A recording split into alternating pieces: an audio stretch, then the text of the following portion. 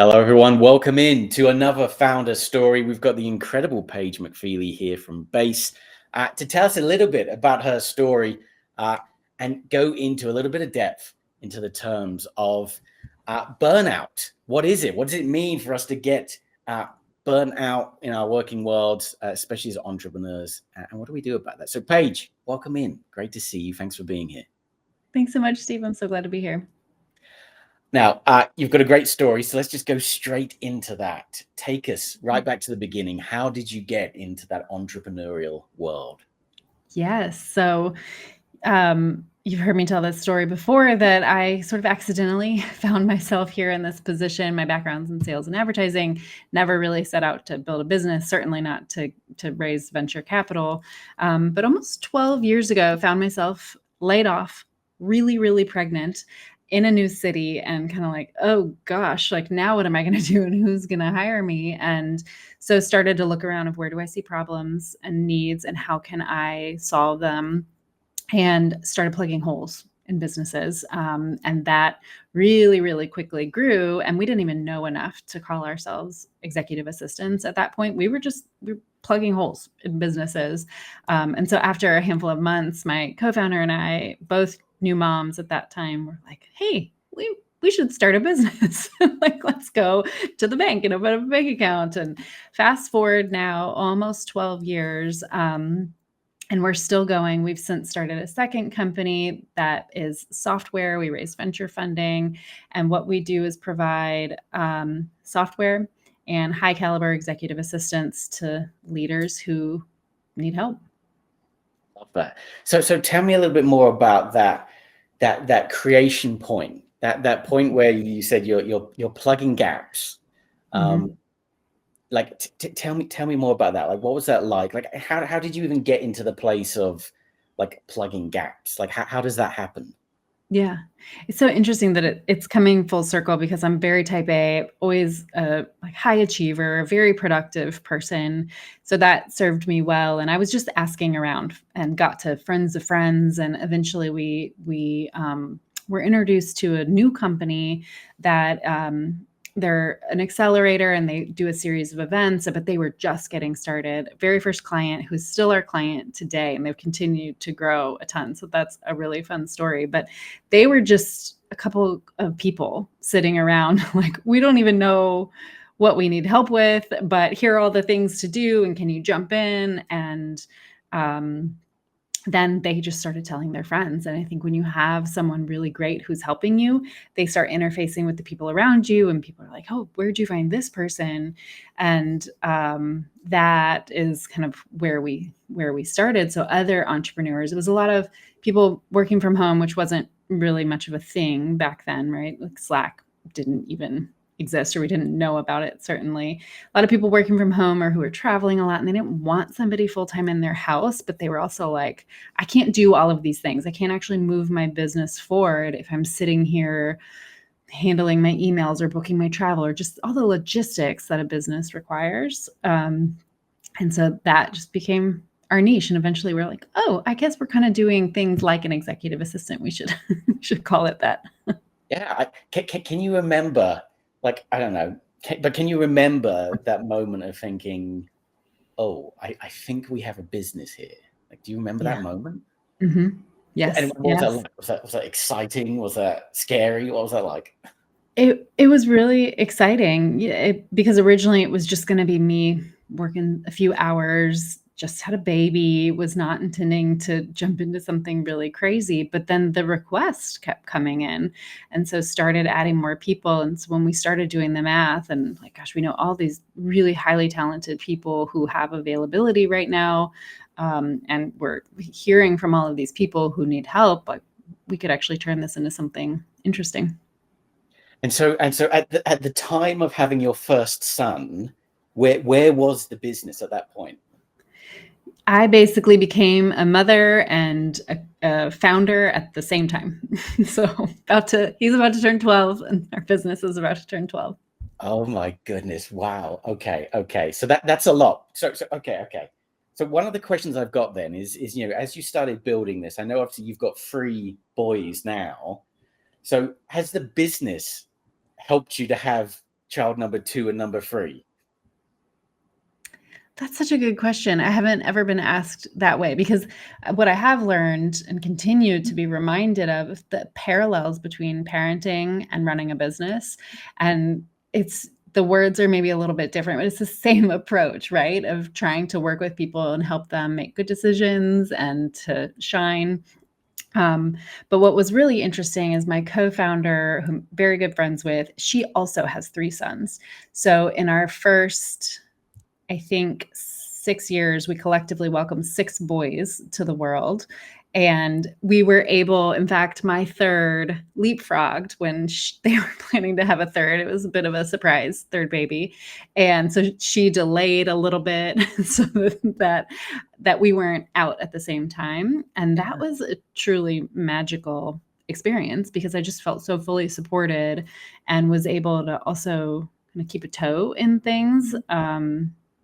That we could talk a lot about parental leave and what is good and bad with our current setup. But for me, I found like actually kind of staying tangentially involved was a really good thing. And yeah, it was great.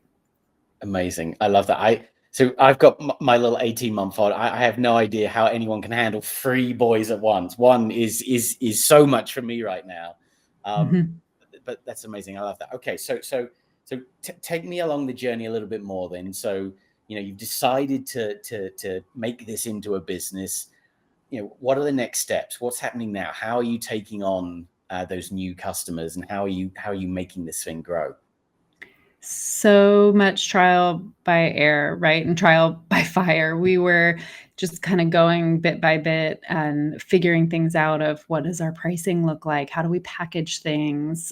Who is servicing the clients? Is it the same person who's bringing them on that's providing their support? And we've probably had every different setup under the sun that you can imagine, and so much trial and error to figure out what worked well. But what we found is that the referrals were coming in so fast that we were doubling or sometimes tripling in size year after year, just through the word of mouth. And after maybe 4 years, maybe 5, we were like, this is not really scalable or sustainable. We had a really long wait list, 2 months, I think, for people coming in who were desperate. Like they needed help last month. And we're like, okay, yeah, in about 8 weeks, we'll have somebody great for you. And that's really what got us thinking about software, which of course is a whole nother journey. Okay. Well, so, I mean, it was moving so quickly then. Were there any doubts? Were there any low moments where you thought this is too much? Yeah, plenty of low moments. I mean, we've got a lot of seasonality, right? And so there were times, and it took us a while to figure out how to even pay ourselves on a salary. We were just kind of paying out as we could. And so that became really hard, just personally for my co-founder and me, to figure out how do we forecast this? And it just takes a few years to figure out what your rhythms look like. So we had a lot of that. And then when you work with people, when people are the products that you're working with through services, is just messy. No matter how you look at it, people are messy. So yeah, that was definitely a thing, continues to be a thing. I imagine will always be a thing. What a lovely way to put that. I call my son Messy Baby whenever he makes a mess. Messy Baby, and he gets that. That's a very lovely way of putting it. Yes, humans can definitely be difficult in my experience as well. Sorry, messy. They can definitely be messy in my experience as well. I love that. Okay, so okay, let's keep going then. So one of the things that I experience with founders all the time is not appreciating the value of their own time. Kind of like trying to do things that perhaps they shouldn't be doing. I had a conversation with a founder recently who was talking about trying to manage their website and how they didn't have the skills to do it, and they were just really struggling with this task. And you're trying to say, like, there's a good time to spend some money, and it's when you can appreciate that you're perhaps not the best person for this task. But tell me a bit about that in terms of like your experience with this, because you must see this a lot. See it every single day, often multiple times a day, where you've got people that are building a growing business and they are drowning, and they have a personal life, whatever that might look like outside of work. And so often that's not in a great place, and they're really behind on things, and they have tens of thousands of emails in their inbox, and they're just carrying it all. I think if you find yourself in a leadership position, you're probably a high achiever. You're probably somebody who's used to carrying the weight of things and getting it done. And there has to be an emotional, or at least a mental shift to say, that's not actually what leadership looks like right now, of carrying the load. I will be a better leader if I can share the load with other people. And I think that our culture tells us otherwise. I think our culture tells us, if you're going to be a founder, a leader, you've got to be burnt out. You've got to be stressed out. That's just the price you pay for your success and your ambition. And I just think it's the stupidest thing ever. But there's a lot of unlearning that has to happen for high achievers in particular. So if you find yourself in that position, it's really easy to do the math. You can figure out what your hourly rate is and figure out how much time you're spending on other things. And I think this Dan Martell, who wrote the book, Buy Your Time Back, that's what you're doing. It actually makes a ton of financial sense, even if you're like, oh, I don't have the money for help, whatever that help might look like. I love the way that you frame that. I've never thought of it in that way before. That archetype almost, that if you're a founder, you have to take on everything yourself. That it's part of that mentality, like almost to become an entrepreneur, you're almost that person who naturally takes on everything. Maybe a little bit of a control aspect there, where you just want to get stuff done, make it work, and push things forward. Mm-hmm. Interesting.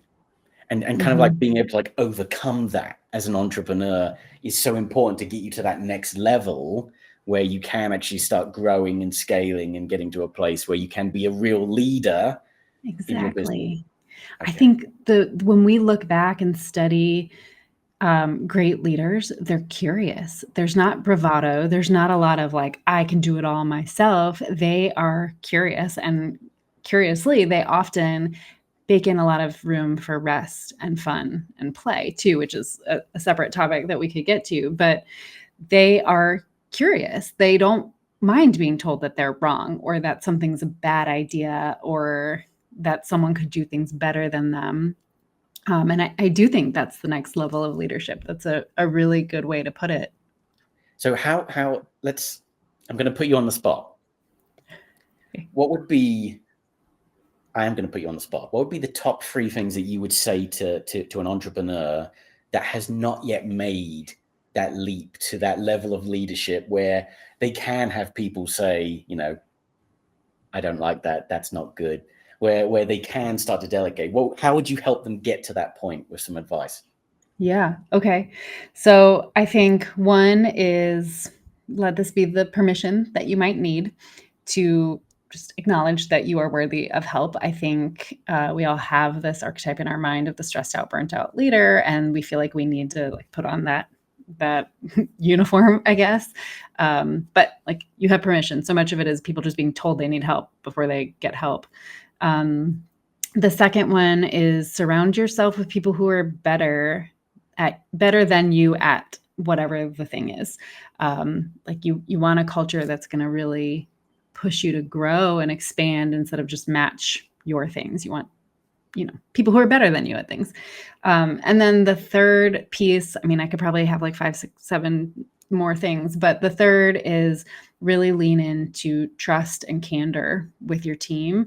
I think that the center of any truly successful business, where the people don't hate their lives, is a culture of trust, because that is what allows us to forge that symbiotic relationship where we're collectively pushing forward towards something without killing ourselves in the process. I love that. Absolute words of wisdom to the founders watching this. Please take note. This is incredibly important.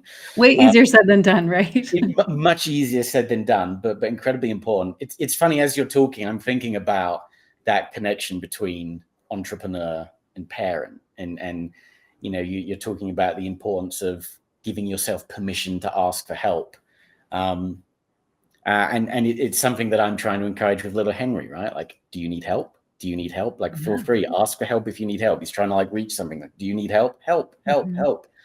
And it's so funny. It makes me wonder. This is a very terrible question because I'm just going to put it out there. But what do you think? Like, are you a better mum for being an entrepreneur, and are you a better entrepreneur for being a mum? For me personally, absolutely, without a doubt. I have loved the journey of both. And it's hard. I can't separate the two, right? Since I experienced them at the same time. But when I look back at the version of me who began this journey, both journeys, I don't recognize her at all. And I'm so proud of the confidence that I've gained. I think I just didn't really believe in myself. And I remember even before we decided to raise money, pitching to a group of strangers was about the most terrifying thing that I could possibly imagine. I don't like being the center of attention. I don't like all the eyes on me. And you do it enough times and you're like, I got this. I could do really hard things. And that's true with parenting. I mean, we're just getting into puberty and like, oh boy, that's happening. But I know I could do hard things now. I love that. Oh goodness. I am not ready for that. I'm barely ready for him to become 2, let alone a teenager. So one of the stories that I'm seeing out there at the minute that I'm super interested in is this notion of Silicon Valley tech companies doing the 9-9-6. So 9 a.m. to 9 p.m., 6 days a week, working on Saturdays. This was kind of a unspoken law previously, and now it's becoming a little bit more overt with tech companies kind of asking their teams, hey, this is what we do. What do you think about that? I think that's probably a way to get a lot of work out of your people, and maybe you'll have stretches where you're growing faster. But I think unless you manage to find people who are just absolutely fulfilled and energized from those hours that you're working, I think you're paying a price elsewhere. You're going to see higher turnover. You're going to see, I think, less good ideas. I think maybe the execution is going to remain really high, but life is too short to do that. So we'll never get rid of that grind. And that's there. And maybe that's there for some people because they want to be there. But this choice between work yourself to the bone or take care of yourself, work yourself to the bone in order to be successful or take care of yourself. It's not an either or situation. And there's a way to do it if we just like relax a little and let people in. Is really what I think it is. Yeah, I'm a bit confused because I thought we as a society had kind of like gotten past this, and I feel like during COVID, you know, we embraced working remotely a little bit more. We kind of opened up to the notion of being a little bit more flexible with our teams, and it seems like it's going a little bit backwards, and that seems so crazy to me because surely there has to be a good. You need your team to have a good balance. You want them to be happy. You want them to be showing up passionate. You don't want them to be drones just grinding out code day in, day out. Yeah. Well, maybe it's counterbalanced because there's like, endless free cereal at the office and beanbag chairs. And I'm sure it's gotten more complex than that now. But yeah, I don't know. I did work in an office with free froyo, and that was an incredibly dangerous concept. There was a slide as well from the second floor down to the first floor, which was just amazing. Fantastic. Yeah, that's more fun than my home office. So yeah, well, okay, yes. So tell me then, how do you create the kind of like the barriers between work and personal life? You know, given that you're working from home, how do you make that happen? So hard.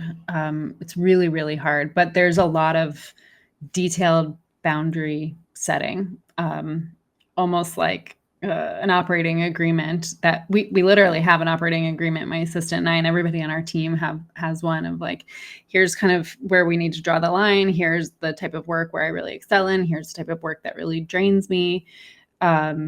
And then it's creating some guardrails for yourself. So my assistant runs so much of my life, but then I have to follow the rules. I need to stay out of my inbox if she's going to be managing it. Otherwise I go in and I mess stuff up, or the same thing with my calendar. And the other really interesting thing is like I've got this amazing assistant. We've been working together for years. And so it's been this bit by bit process. As I moved from the States to Spain, my hours became more flexible, but also I have to be really, really focused in my afternoons to get a ton of stuff done. And so as we've kind of figured out how to make this work without me working till midnight, which so many, I know you know this, so many expats do here, has come with a lot of, what's the word that I want to use? Like emotional challenges for me to let go of the fact that I'm not sitting at a computer for tons of hours every day, but I'm still working and that's still okay. And so it's been a useful tool for me as I work with other entrepreneurs of like just letting that go. You have the permission to not be drained all the time. I love what you're saying about having your assistant go into your inbox and you're almost kind of, there's almost a little bit of nervousness of going in there and messing something up because they've done so much hard work in there. Right. So disclaimer, we had Jessica from Base came in and did an inbox reset for me, and I felt exactly the same way. She worked her magic, fixed the inbox, and then I had to like talk to Jessica and be like, tell me what you did here and how I can not break this, because this is incredible. So funny for me, just learning. I tell people this all the time. I learned how to use email as a 36-year-old man in the year 2025. I didn't think that it would take me that long to figure out how to email. But you take things like that for granted. You just think, I have an inbox, I can do it. We were just there for the evolution of it and its explosion of it. My kids, my youngest son, who was in second grade last year, came home and in his textbook were labels of the pieces of an email. And so they're actually, I guess we're teaching it now in school, at least in Spain. I don't know. But I was like, what? Yeah. Okay. Oh my goodness. Yeah. Crazy. Absolutely crazy. But no, I love that. And like I said, it's that there are many entrepreneurs that I kind of like encounter that struggle with getting the value of their own time and what they need to be doing. So such important lessons here. I'd love to talk a little bit about that experience with High Alpha, working with a venture studio. Tell me a little bit about that. What was that like? What led you to that point? You know, we got to the point in the journey where, you know, you're growing incredibly quickly. So talk to me about that jump then to go work with a venture studio. Yeah. So we were growing really fast. We could not find the EAs fast enough to meet the demand. So frustrating. So we just began scouring everywhere. Is there a software? We just need to be able to hand the EAs the software to say, like, here's how to do this job well, and not really have that ramp up time and also not require a ton of experience. We just needed to find the people with the right kind of foundational building blocks that we could layer on the software and off they go. Didn't exist, of course, like, right, that's a pretty specific need, but that got us thinking, like, EAs don't have any purpose-built software. They're having to constantly recreate the wheel, and they often work on islands within their organization. They're very under-supported, and so we wanted to do that. We'd seen a lot of great EAs, a lot of not great EAs at that point. There are some right ways to do things, some better ways to do things, and some wrong ways to do things too, and so we thought a software could really help scale that, but also better help define it for people who are just getting into it. We didn't have the money to fund building software ourselves. And so that's when I started to panic about pitching to VCs. But another thing where, like, you put these things out into the universe and they come back to you. Christian at High Alpha had just had a similar experience with his amazing EA, Amanda, where they're like, why, we need to find a software to amplify what you're doing too. And they couldn't find anything. And so then when we were connected, it was like, oh my gosh, this is meant to be. And Christian's really, really passionate about this topic. So that happened in 2018. And so we've been part of High Alpha and part of their studio for a number of years now. In fact, Christian, I think at this moment, is talking with my product team about something else that we have in the works. And he continues to just be such an amazing supporter and friend of Base. So I'm perhaps a little bit biased because I think Christian is so particularly great. But yeah, we've had a really, really wonderful experience, High Alpha and with Christian. Yeah. I love that. Okay, awesome. So it was kind of a no-brainer for you then to like partner up with a venture studio to help scale and grow the company quicker. So where are we today? You mentioned 2018. Let's go forward a few more years. Where are we in 2025? Yes. What's coming? What's next? I know you've got a book in the works. Tell me about all of what's next. Yes. Okay. So end of 2018, we started Base, which is our software company, built the software for a lot of 2019, got our initial clients. What happens in early 2020? The world shuts down. Businesses shrink by a lot all over the world. And a lot of people that are the first to go when business shrink are the EAs. So that was a very, very interesting transitional period for us. But we found our footing and figured out how do we really lean into remote work and supporting that, which everybody was starting to do at that point.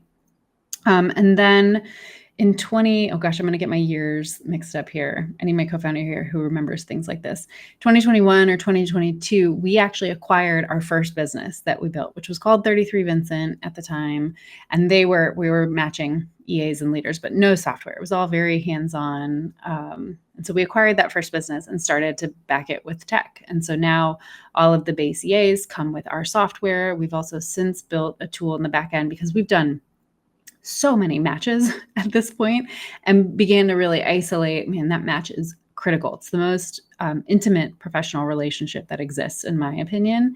And so getting that right fit is both really, really hard and really, really important. And so we built software to help us take all the learnings that we had, the data that we had, and figure out how can we do this better and faster.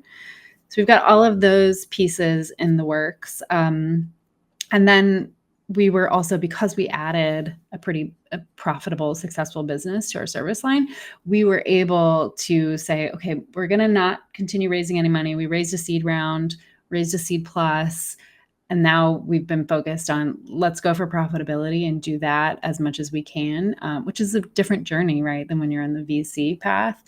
And so that's where we are now.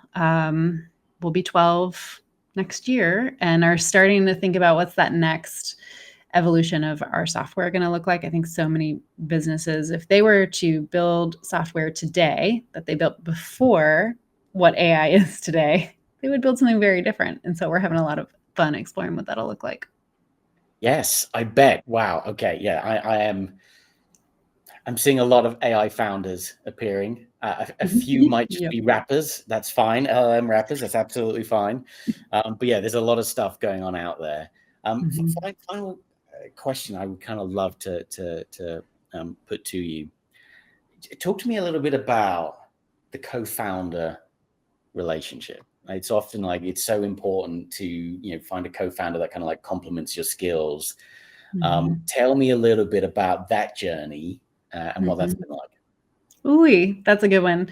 We get asked all the time because my co-founder and I have been very good friends for a long time. So friends come to us and they're like, what is it like working with your friend? And even though it has been great for us, our advice is generally don't do it because the pressures, it's so hard to juggle both. And I credit my co-founder, Casey, who's perhaps the easiest person in the world to be friends with. She's just like truly, genuinely lovely human being. But founding a business with your friend is very, very hard. And no matter who you found it with, get as many upfront agreements as you can. For us, it was our friendship is always more important than the business or any amount of money. We're always going to prioritize that. And that gets harder the bigger you get, right? But it's rung true for us all the way through, even through some really hard situations. But if you can have these upfront agreements, then it's a little less hairy when you get into the tough situations that inevitably will.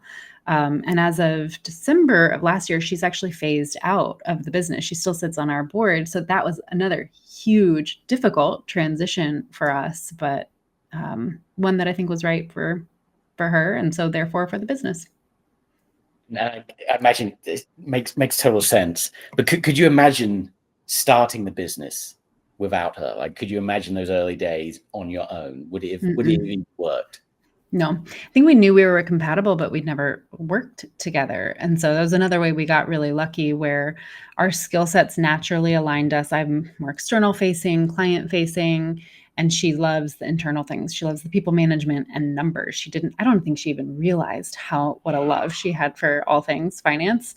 So it was a very, very good compliment. And so making sure your skill sets don't conflict and are complementary is hard to do, but important. Amazing. Okay. Well, Paige, thank you so much for being here today. Thanks so much for having me. I really genuinely love our conversations. Amazing. Thank you so much.